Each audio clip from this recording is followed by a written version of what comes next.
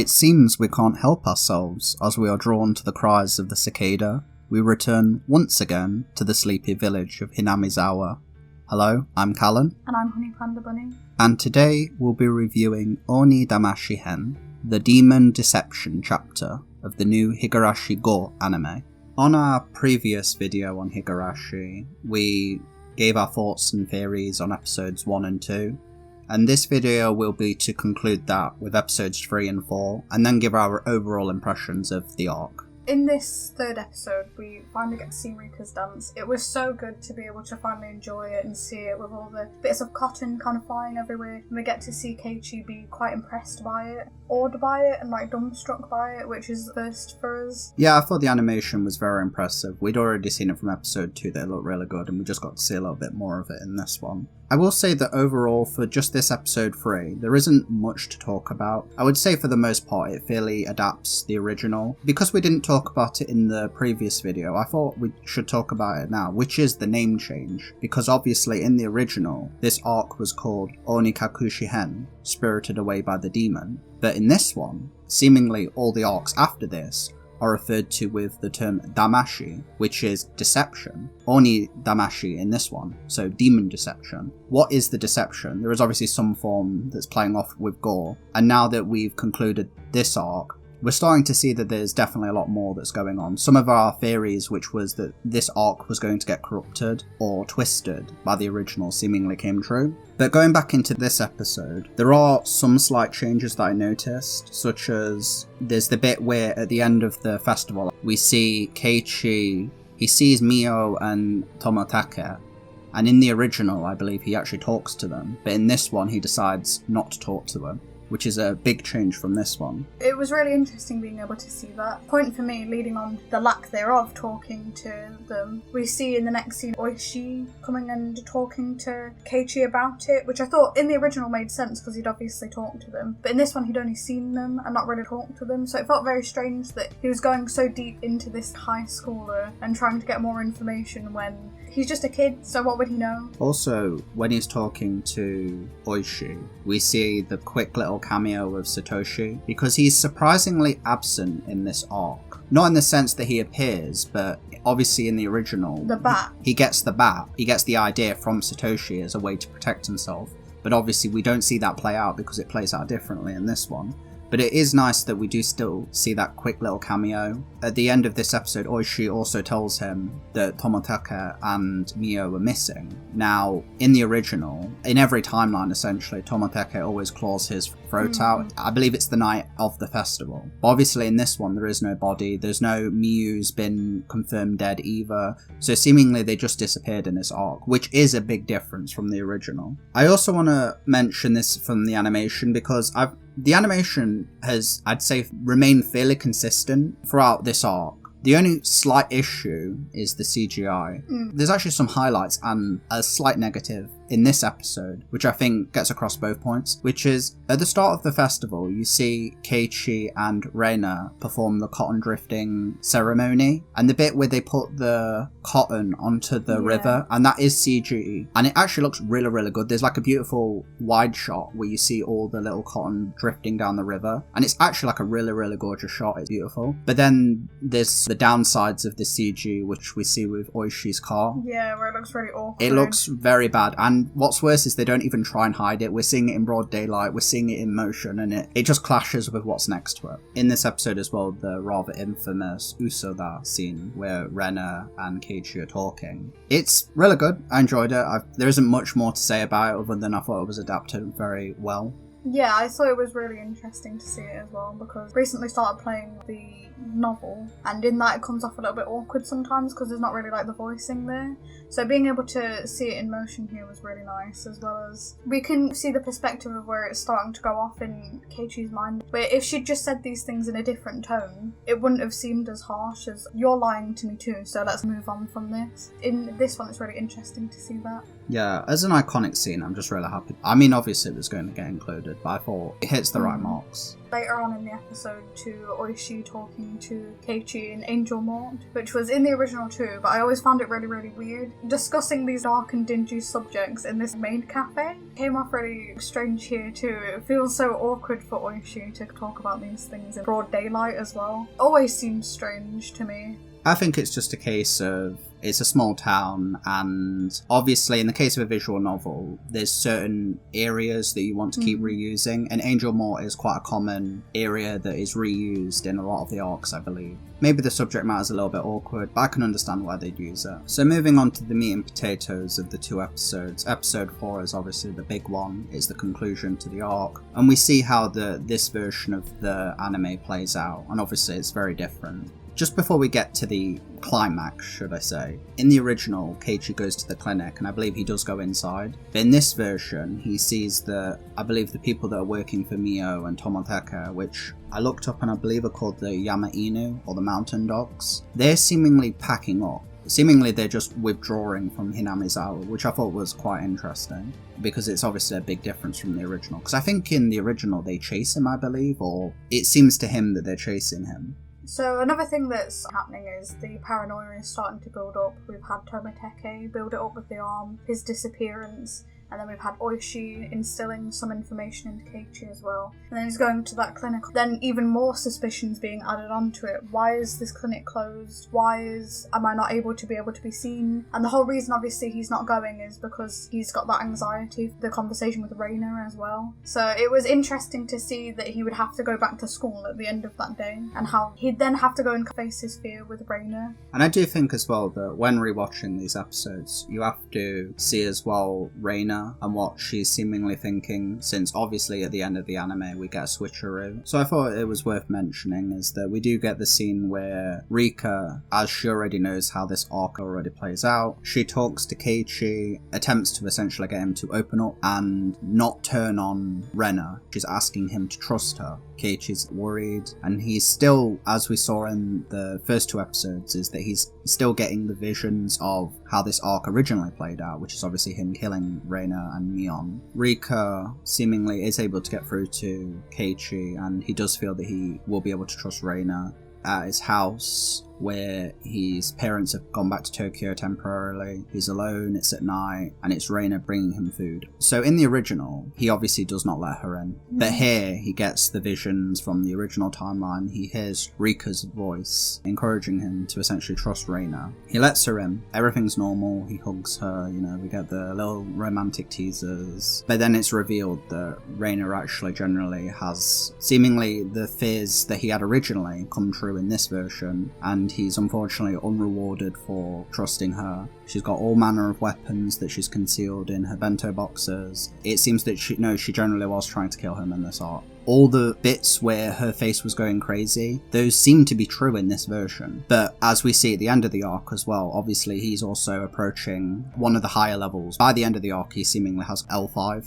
The amount of weapons that she had, we theorised very quickly, it was nothing really big. Reina wasn't initially going to kill Keiichi at the house. She was going to potentially take him somewhere, because we see the rope, see those things, so maybe she was going to kill him elsewhere, so drop the suspicion on her maybe. She was likely going to chop up his body and seemingly hide the parts, and then probably end up killing herself afterwards. This was the big twist of this arc, was that Reina is the one that goes L5 rather than Keiichi. And this arc seemingly ends a day early. In the original, he doesn't let her in. The arc speeds up and ends here rather than playing out, because Mion never gets involved. Until we get the answer arc, this is still a question arc. It may take some time for us to get the full story. From what we can tell, it seems to be that Reina's mentioning to protect her father. It very well liked that Reina generally was stalking him and seeing that he was colluding with Oishi, or in her eyes she saw it as colluding with the police, and she saw it as some form of harm would befit her father. Reina is naturally protective of her father. This, elevated by the Hinamizawa syndrome, has elevated her fears. with her going L5, the idea that she'll kill Keiichi and then kill herself. So this leads into the theory that I had last time. I theorised that they're all remembering different timelines, but in maybe the wrong sides of them or different parts of them, and they're not getting the full story. So we see that with Keiichi even further, seeing more of the bat scene in that. Sadly, in this arc doesn't lend to his favour, but we could also see that with Reina, as you said, of potentially she's maybe getting flashbacks of a different timeline with family situation, obviously. The violence scene that we get is naturally disturbing, but you described it as a little comical. Yeah, well, I thought it was really scary at first. You know, with the where she's scratching her neck and you see her really dig her nails in and then fighting around. But by the time that he'd grabbed the clock and she was stabbing, I couldn't help but it looked a little bit comical. You know, it's just me. I think as well in that scene, they highlight the clock at the start and it's 8:10, and then after they've finished beating each other to death we see that 14 minutes have passed, and the fact that it focused on the clock makes me think that there's something there that we as the viewer aren't seeing. Maybe because they're both going L5, there's something that's unrevealed to us at the moment. We don't have all the information. I will recommend this as well, because there is actually a manga that's also being adapted of Gou, and I actually highly recommend checking it down. It's not been translated, but the dialogue is essentially word for word. It's actually really... more violent. It's even more violent. Like, you have Keiichi straight up, when she's on top of him, he punches Rena away, and then he grabs the clock. He whacks her. And gouges out an eye, and it's very violent. Yeah, so I highly recommend checking out the manga. Keiichi's in tears during the whole incident. Also, another thing to mention here is to do with the creator as well. Later on, his initial idea with Ryu Kishi 07 is, I believe, how he's called originally, and this happens in the manga. The bit with Rika and Honyu, he wanted that to be in episode 4. So you'd think that the first 4 episodes are playing out normal. Maybe you'd notice the changes, but you'd think that it was just all for this adaptation, and then it'd be sprung on you in episode 4 that this is clearly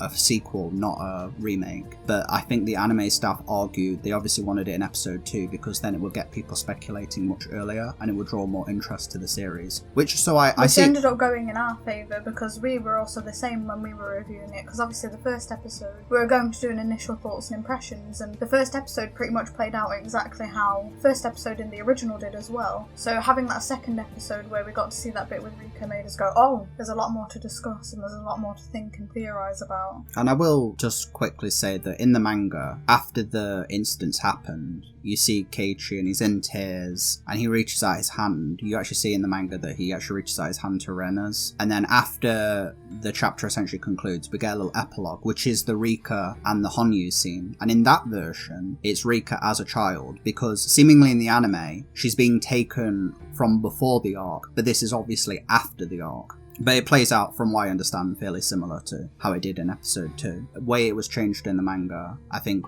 it was more the original intention. Going into the actual version that we're covering today, which is the anime, I do agree that the way it was adapted was a little bit... It wasn't perfect. It was a little bit silly, I thought, with them just repeatedly... Yeah. She stabs him like 35 times. And I was like, there's no way he's going to live They're after comically this. Smashing each other and over again. It's a little bit silly, but I will say that the bit afterwards where Keiichi is just silently, like, with his tear in his eyes, it's and really emotional. especially the bit in the hospital afterwards where he's like, why did it come to this? And you just see he can't emotionally talk with Oishi or his parents. He's just so broken up about it, and especially when Mion later confirms that Rena died. And then we also get, because we don't know how that this happened, was that Rika and Satoko were both killed on the same day, I'm assuming. Seemingly Rena's knife. I don't know if that's before or after the incident happened. It could have been maybe Rena killed them. It could have been that maybe it was a suicide. And I'm still wondering, where did Yama Inu go? They seemingly just disappeared after they packed up. So there's so much that we're going to have to wait on. I'm so interested. I love that hospital scene, because obviously it's not often that we see Keiichi survive. Well, did he survive? I don't think... Well, because... but what I'm saying is, to that point, if that makes sense, to the point of after Rika's passed away.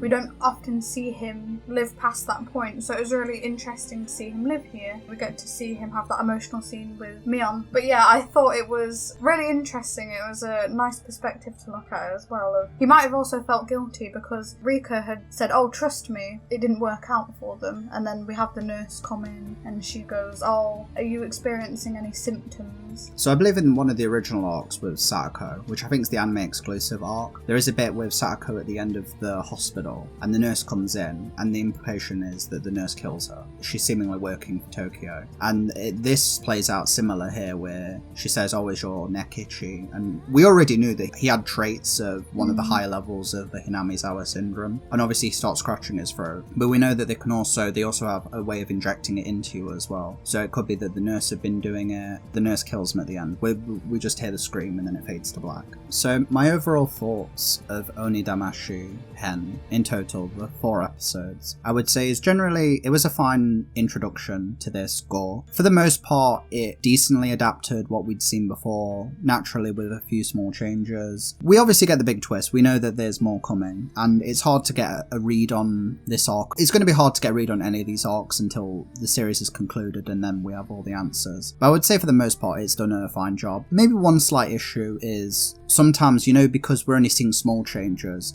it's just generally adapting what we've seen before. In the more dialogue heavy scenes, this can naturally be a bit draining. For the most part, I did really enjoy it, and it has definitely got us speculating and theorising. So for the most part, I would say as a first arc, it's done a fine job. I really enjoyed the first arc as well. I actually really enjoyed the style. I do think it goes, other than the CG part, well, some of the CG parts, a lot of the 2D goes really, really well here, and I think the style really does lend into it. I think it makes it look beautiful. Not everything's perfect, but I don't think that the first one had everything perfect either. That's the good thing. I love it, so therefore I am able to criticise it because I love it so much. I will say that it did leave me excited to see what's going to happen next. It was really nice to see Reina go L5 so quickly here and be the end to this arc, and I'm super excited to see what's going to come next, and also what answers we're going to get for this arc as well, because I want to see what happened with Rika and Satoko. So before we end, I thought I'd just like to give a shout out to some of the comments we got in our previous video.